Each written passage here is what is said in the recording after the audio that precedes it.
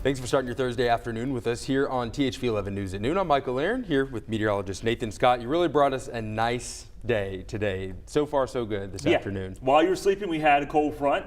It produced very few showers as expected, but behind this front, we're seeing the benefits in the form of some slightly cooler temperatures, and also we've gotten rid of that humidity. There's a big difference if you were up 5 o'clock this morning versus right now, as that drier and cooler air continues to filter its way in here from the northwest. We had some clouds this morning, but those clouds are off to the east, and temperatures very comfortable into the low to mid 70s. The cool spots 62 in Fayetteville, 62 in Harrison, so that's where the really cool air is located right now. That's where it's going to stay. It's on the breezy side. We've got those winds kicking in from the northwest, about 10 to as high as 20 miles per hour at times. But look at the dew points. Remember, the lower the number, the more comfortable it feels. So it's still on the sticky side in southeast Arkansas, but the dew points in the 40s from central Arkansas off to the north and northwest.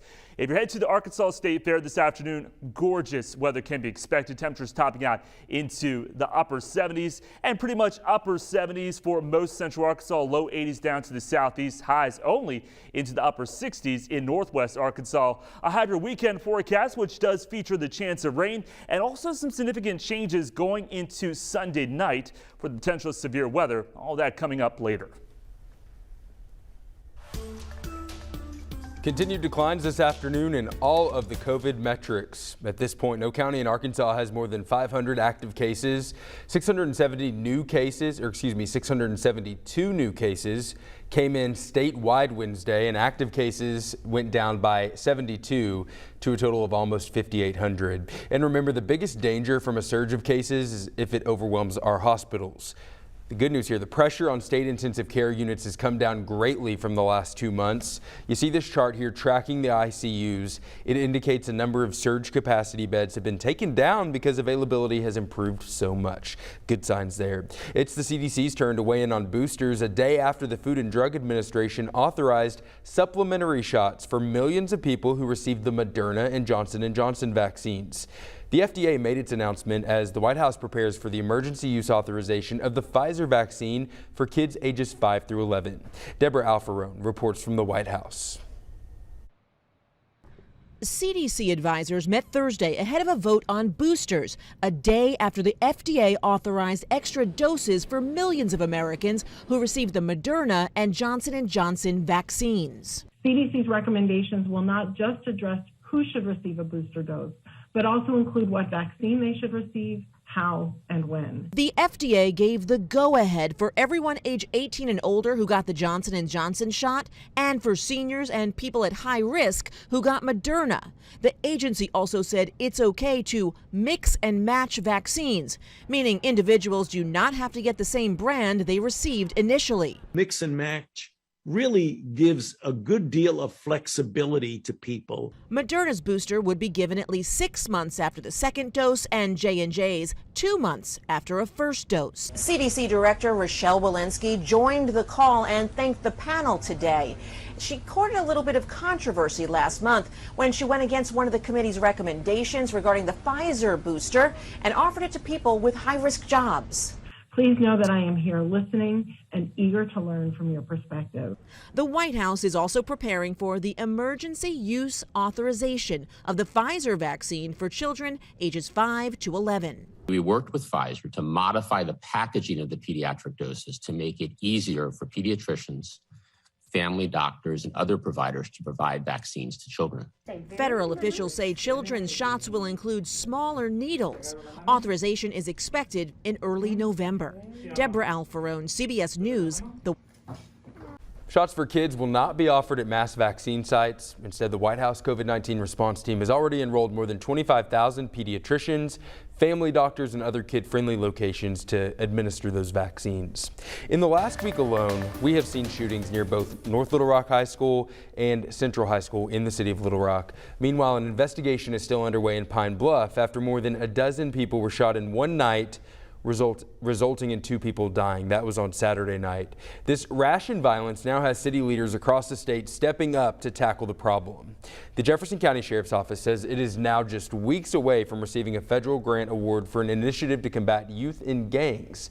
Sheriff Lafayette Woods says the grant will be over $250,000, but the Gang Reduction Initiative of Pine Bluff is already getting support from those outside of law enforcement.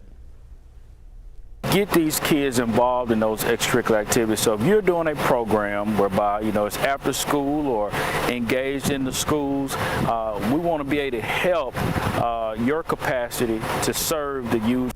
That was Ryan Watley with Go Forward Pine Bluff. He hopes other nonprofits will get involved with this effort and invest in the city's youth.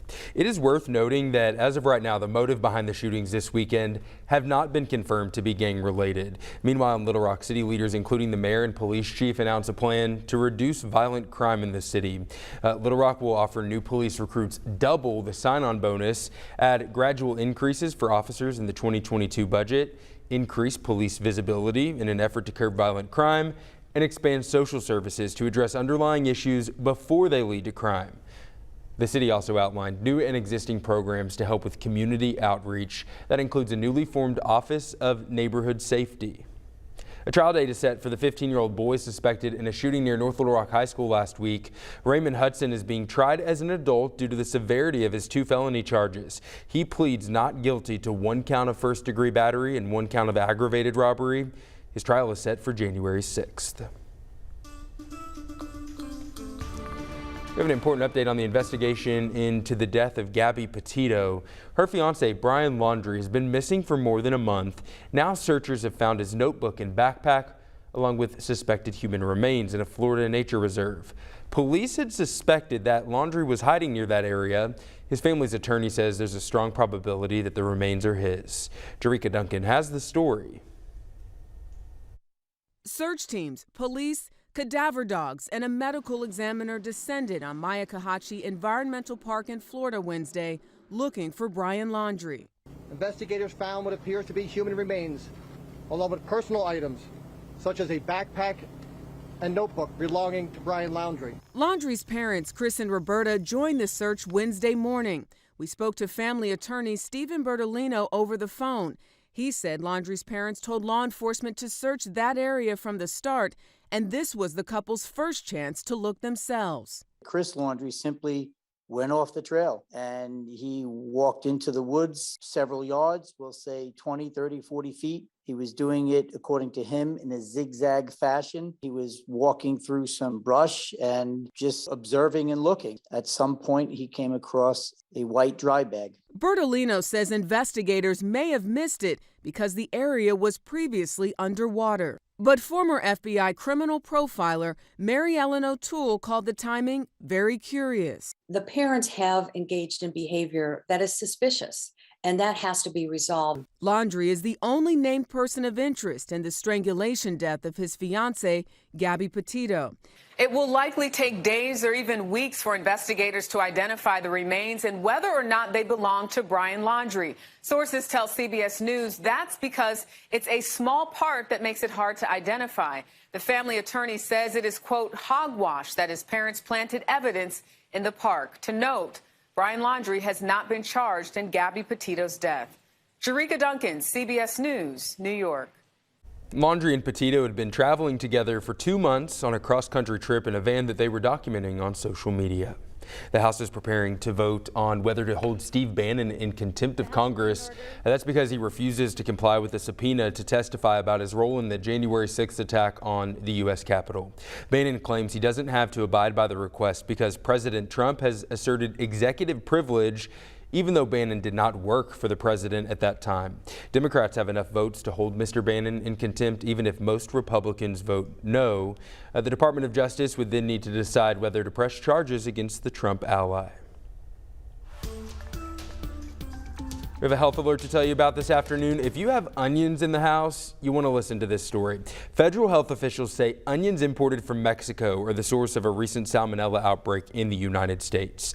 The tainted onions were sold across the country between July 1st and August 27th under the ProSource Inc. brand. The FDA says people should throw away any red, yellow, or white onions they have if they don't know when they were bought or they don't know where they were grown. More than 650 people are known to have gotten sick so far, with over 100 of those requiring hospitalization.